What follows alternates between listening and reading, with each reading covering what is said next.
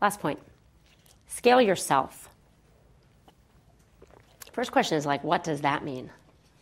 Read my emails quickly, or reply all. Scale yourself. But when you think about having impact, and you think about being a student and getting a job, or, being an entrepreneur and raising funding, or getting the next job, or changing industries, or when you are at work actually having impact, you recognize that none of this happens in your room by yourself. This is all about relationships with other people. And some of those are on the phone, and some of those are via chat, and some are via Facebook, and some are face-to-face. It doesn't matter.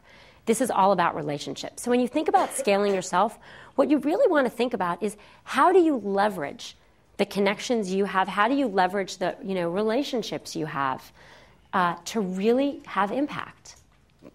When I was leaving Treasury, a guy named Josh Steiner had been the Treasury's chief of staff a couple people before me, and I was going to go look for a job, and he gave me great career advice. It was just awesome. It was the only person who said this, and it was so important. He said, be careful about how you figure out what you want to do, and separate people into two buckets.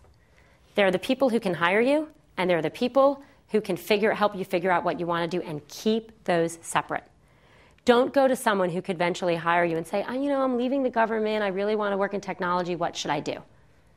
That person will help you, but they won't hire you, because they'll have figured out what you want to do. And they'll be nice and they'll help you.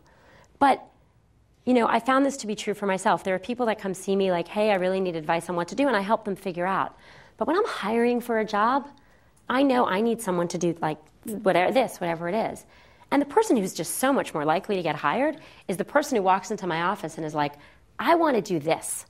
I want to tell you why I want to do this. I want to tell you why I'm going to be good at this. Maybe not in such an aggressive tone of voice. But they've figured it out.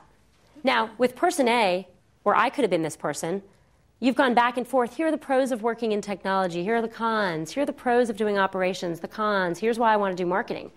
You just don't sound that dedicated.